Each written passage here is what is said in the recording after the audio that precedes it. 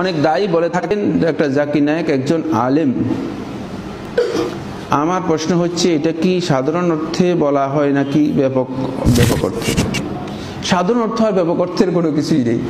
আলেম কাকে বলে আপনাদের এখানে আমি আমার খেয়াল করে যে একবার বলেছি, আলেম হওয়ার জন্য যদি আপনি শর্ত করেন যে কওমি মাদ্রাসা থেকে দাওরা হাদিস পাশ করতে হবে, অথবা কওমি মাদ্রাসা থেকে ইফতা পাশ করতে হবে, অথবা সরকারি মাদ্রাসা থেকে কামিল পাশ করতে হবে, অথবা সরকারি মাদ্রাসা থেকে আলেম হওয়ার জন্য আলেম পাশ করতে হবে, যদি এটাকে শর্ত মনে করেন, তাহলে আল্লাহ রাসূল সাল্লাল্লাহু আলাইহি ওয়াসাল্লাম সাহাবীরা কেউ আলেম ছিলেন না।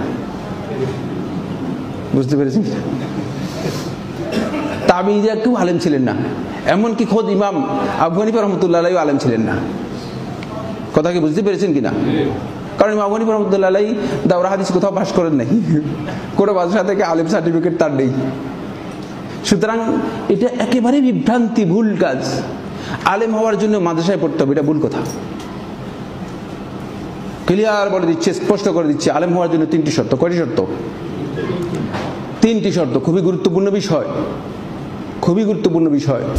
1 নম্বর শর্ত হচ্ছে মারিফাতুল্লাহ সুবহানাহু ওয়া তাআলা, আল্লাহ রাব্বুল আলামিনের মারিফত তার মধ্যে থাকতে হবে। মারিফত কি? মারিফত বলতে আবার ওই মারিফত বুঝেন না, সুফিজমের যে মারিফত রয়েছে সেটা। মারিফত বলতে আল্লাহ তাআলার তাওহীদের যে জ্ঞান রয়েছে, তাওহীদের সেই জ্ঞান থাকতে হবে। মাদ্রাসা থেকে দাওরা হাদিস পাশ করার পর, কামিল পাশ করার পর, দুনিয়ার সমস্ত পড়ালেখা করার পরে যদি আল্লাহ রাব্বুল আলামিনের মারিফত তাওহীদের জ্ঞান তার কাছে না থাকে, সে আলেম নয়, আলেম নয়। স্পষ্ট বক্তব্য দিয়ে দিচ্ছি, বুঝতে পেরেছেন? আল্লাহকে যে চিনতে পারে নাই, সে আলেম হয় কিভাবে? কথা কি বুঝতে পেরেছেন? 2 নম্বর পয়েন্ট হচ্ছে মারিফাতুর রাসূলে, তার রাসূলের পরিচয় জানতে হবে।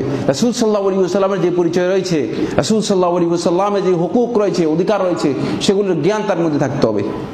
যদি এগুলোর মধ্যে বিচ্যুতি থেকে যায়, দুনিয়ার যত বড় আলেম হোক না কেন, সে আলেম নয়। দুনিয়ার সমস্ত জ্ঞান তার মধ্যে থাকলে কোনো লাভ নেই, তাকে আলেম বলা হবে না শরীয়ত অনুযায়ী। 3 নম্বর হচ্ছে মারিফাতু দীনিহি বিল আদিল্লাহ, দলিলের মাধ্যমে দ্বীনের যে বিধানগুলো রয়েছে সেগুলো জানতে হবে। এই 3টি শর্তে বুঝলেন আলেম।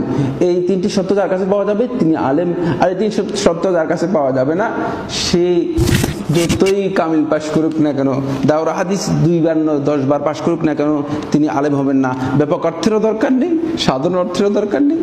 এমন ডক্টর জাকির নায়েক ইসলামের জ্ঞান অর্জন করার জন্য চেষ্টা করে যাচ্ছে, আজকে দিন পর্যন্ত তার ইসলামের জন্য প্রচেষ্টা রয়েছে এবং কোরআন হাদিস স্টাডি করতেছে। সুতরাং তাকে আপনি শার্ট গায়ে দিয়ে দেখলে আপনি বলছেন যে না, এই ব্যক্তি আলেম নয়, মানে না। এই ধরনের চিন্তা, আল্লাহ তাআলার মারিফত আছে কিনা, আল্লাহ রাব্বুল আলামিনের ইখলাস তার মধ্যে আছে কিনা, আল্লাহ তাআলার ভয় তার মধ্যে আছে কিনা, এটা আপনাকে চিন্তা করতে হবে, দেখতে হবে। সুতরাং হতে পারে যে অসংখ্য আলেমের চেয়েও সে অনেক বড় আলেম।